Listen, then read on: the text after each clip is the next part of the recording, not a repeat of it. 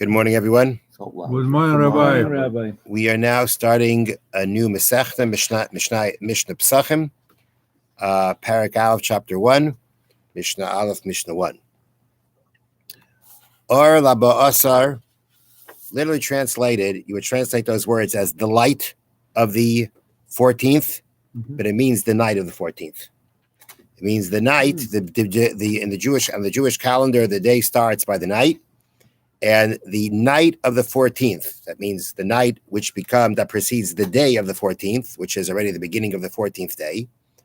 Or Laba Asar, on the night of the 14th, Bait Kenes HaChametz, we search for Chametz, Lara Ner, by the light of a candle.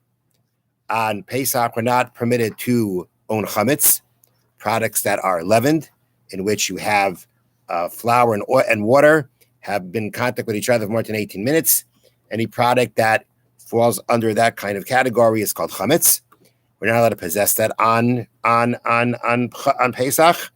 And the sages instituted, they have a specific procedure of searching for chametz on the night before Pesach. And so let's go through this. Let's mention a couple of things about this line. The first thing is that the obvious question is, if we mean to say the night of the 14th, why didn't it say the word for night, which is Laila, or Leil, the night of the 14th? And that the answer is because the Tana did not want to start the Mishnah with a word that implies darkness and absence. Darkness is considered something more of an absence, of a negative thing. And instead of starting with that kind of a word, we want to start with a more positive word used as a euphemism. It says our light, but it really means night. And the classic example of this kind of practice comes from the fact that the Gemara calls a blind person saginar, a lot of light. Instead of saying blind, instead of talking about the absence, we use a euphemism. Instead we express something positive, but we use it as a euphemism. So that's what it means here. Ar laba asar. The light really means the night of the 14th. And we search the chametz on the night of the 14th by the light of a candle. Why on the night of the 14th? So one reason is because, basically the real point is you got to get rid of the chametz before chatzai salachik midday of the day before Pesach. So why would it have to be done at night more than by day? So one answer is because by night people are home. And therefore, since they're home, then they'll be available to check. Another thing is that we want it to be done la'ar haner, by the light of a candle. The light of a candle actually is particularly effective for searching when you're trying to look at the corners. You didn't have flashlights then. When you're looking in corners, looking in smaller areas, and therefore, and a candle works better by night than by day. So therefore, the Chachamim instituted that the search takes place on the night of the 14th. Now, kol makom she'ein maknisa by chametz ein tzarich bedika. Wherever chametz is not brought, you don't need to search. If there is an area there's no reason to think that chametz went in there, then you don't have to search there for chametz. Now, with that, the Gemara now asks, V'lama amru, so why did the sages say, meaning we know there is a comment from the sages that goes that you have to check shtei shureis b'martif, 2 rows in the wine cellar.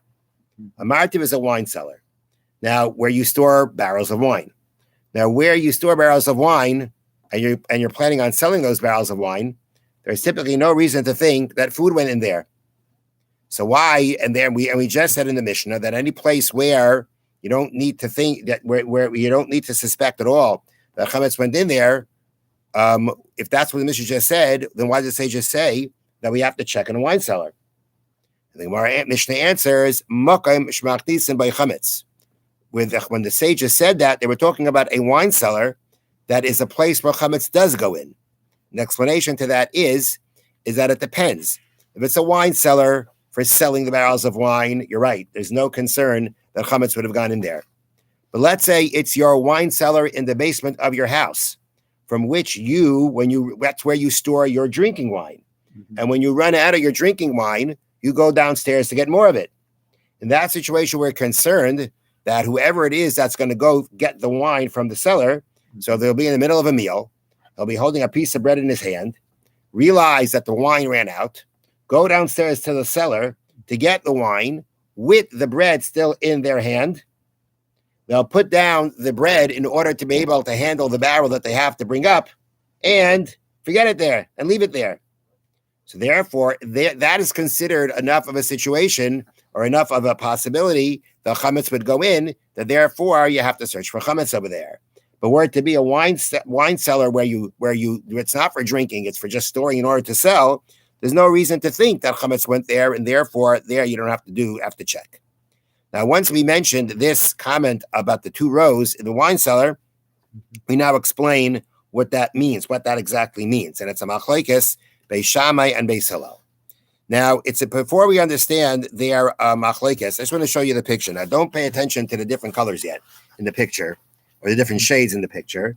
The first thing just to know is to see how they stack the barrels, or the flasks, or the kegs, whatever you're going to call it. It's basically one on top of the other. Okay, and they would actually first fill the floor with the barrels, and then place on the next row another barrel on top, and then the same way for three flights. But the point was, it started on the bottom, covering the whole floor, and then they stacked one on top of the other as it went up. Now, Beis Shammai say, Shtei shurais al pnei kol hamartif. Shtei shurais means here either 2 rows or 2 layers. Al pnei kol hamartif, that covers the entire surface of the stack of barrels in the cellar. So again, the wording here is important. 2 rows over the entire surface of the stack of barrels in the cellar. So if you look at this picture, right? Yeah.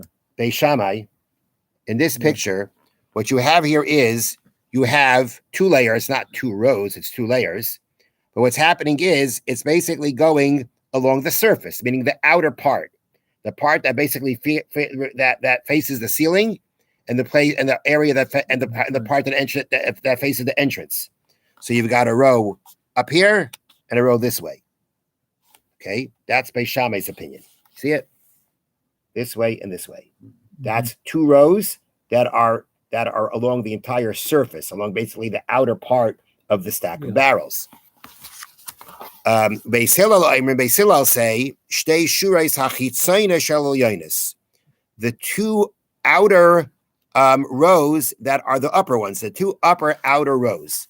And that's this picture here, where we're talking about the 2 upper outer rows. We're calling the outer rows because they're the ones that are facing out towards the exit or the entrance, and the 2 upper rows of that. These 2 rows. So according to Beis Hillel, that is where you have to go in and check. So this comment that we made about checking the 2 rows in the cellar, this is what 2 rows means is the machlekes Beis Shammai and Beis Hillel, an argument between them. Have a wonderful day and a good night. Good morning. Thank you very much. Thank you, Rabbi.